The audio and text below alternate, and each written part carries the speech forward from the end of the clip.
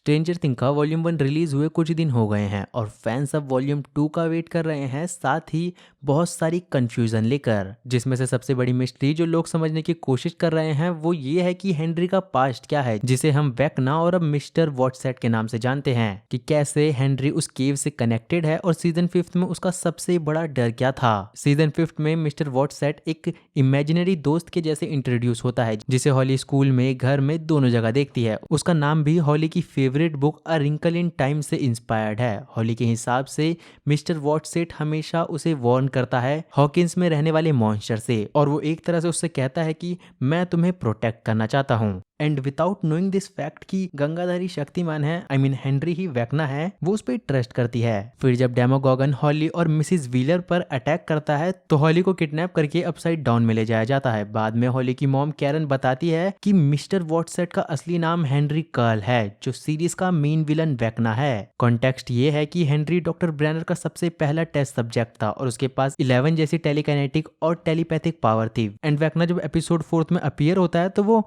इन बच्चों को अपना परफेक्ट वेसल बुलाता है, क्योंकि वो उनका यूज अपने वर्ल्ड रीशेपिंग प्लान के लिए करना चाहता है। एंड इवन वो विल से पूछता है कि क्या तुम जानते हो मैंने इन्हें क्यों चुना। उसका जवाब होता है it's because they are weak in body and mind. और फिर वो विल को बताता है कि जो भी उसने देखा या फील किया वो सब वेक्ना ने ही उसे दिखाया था। जब हॉकिंस डेमोगॉगन के अटैक के नीचे होता है तब हॉली हेनरी की मेमोरीज में फंस जाती है। वेक्ना उसके सामने अब भी मिस्टर वॉटसेट के जेंटल फॉर्म में ही दिखाई देता है, ताकि हॉली को लगे कि वो सेफ है और वो उसकी हेल्प कर रहा है। वो उसे अपने बचपन के घर ले जाता है और वो उसे वार्न करता है कि घर से बाहर मत जाना और स्पेशली तुम उन वुड्स से दूर ही रहना, वहां पर मॉन्स्टर हैं। लेकिन बच्चों में क्यूरियोसिटी का वो कीड़ा होता है ना, वही हॉली के अंदर भी था, जो कि कुछ टाइम बाद उभर के बाहर भी आता है जब उसके डोर पे एक नॉक होता है और एक लेटर मिलता है जो कि हेनरी की तरफ से लगता है। लेटर में लिखा होता है कि हॉली वुड्स के एक स्पेसिफिक जगह जाए ताकि वो हेनरी की मदद कर सके। हॉली वहां पहुंचती है लेकिन वहां हेनरी नहीं होता, बल्कि मैक्स होती है। मैक्स हेनरी और वेक्ना की मेमोरी के अंदर फंसी हुई है, जबकि उसकी रियल बॉडी हॉस्पिटल में कोमा में पड़ी है। और मैक्स हॉली को बताती है कि सीजन 4 के फाइनल बैटल में वो एक्चुअल में मर गई थी, लेकिन कुछ टाइम के लिए। बट उसे किसी के बुलाने की आवाज आती है और वो उठती है हेनरी की मेमोरीज में। जिसके बाद हेनरी की अच्छी और बुरी मेमोरीज देखने के बाद मैक्स एक केव में चली जाती है, वो केव जिसमें हेनरी कभी जा ही नहीं पाता। मैक्स हॉली को बताती है कि उसे नहीं पता है कि हेनरी इस केव से इतना क्यों डरता है, लेकिन एक prequel play stranger thing the first shadow हमें कुछ बड़े हिंट्स देता है, जिसमें डॉक्टर ब्रैनर बताते हैं कि जब हेनरी 8 साल का था तो वो नवाडा डेजर्ट में एक केव के अंदर चला गया था। उस केव में गवर्नमेंट की वो स्टोलन टेक्नोलॉजी रखी थी जो एक वर्ल्ड वॉर 2 के एक्सपेरिमेंट को कॉपी कर रही थी, जिसमें एक बैटलशिप को दूसरे डायमेंशन में भेजा गया था। केव के अंदर हेनरी 12 घंटों तक मिसिंग रहा था और उसी टाइम में उसे एक और डायमेंशन एक्स में खींच लिया गया था।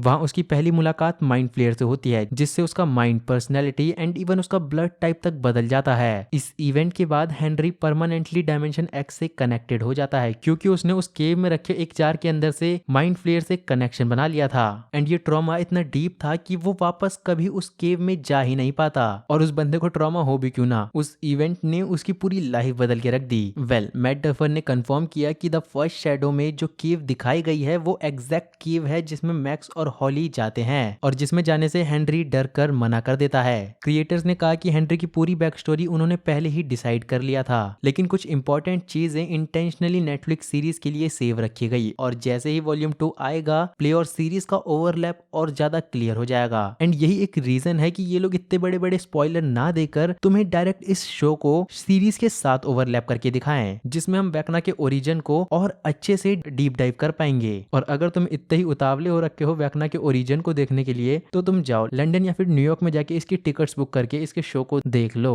अदरवाइज कमेंट डाउन करो, मैं स्टोरी को एक्सप्लेन कर दूंगा। मजाक कर रहा हूँ, मैं इसको ओवरलैप होते हुए देखना चाहूंगा वॉल्यूम 2 के साथ, जस्ट बिकॉज स्ट्रेंजर थिंग मेरी बचपन की फेवरेट सीरीज रही है। एंड अगर कोई सीरीज मेरे दिल के इतने करीब है तो मैं उसके बिग स्पॉइलर कभी भी कंज्यूम नहीं करूंगा। एंड इसीलिए मैट डफर्स ने कहा कि इसका एक बिग पोर्शन नेटफ्लिक्स सीरीज के लिए सेव करके रखा गया है। और अगर अभी भी तुम्हें इस वीडियो को लेकर कुछ डाउट है या फिर तुम्हारे अपने कोई डाउट है तो उन्हें कमेंट सेक्शन में जरूर पूछना। एंड इवन जाने से पहले वीडियो को लाइक एंड चैनल को सब्सक्राइब कर लेना।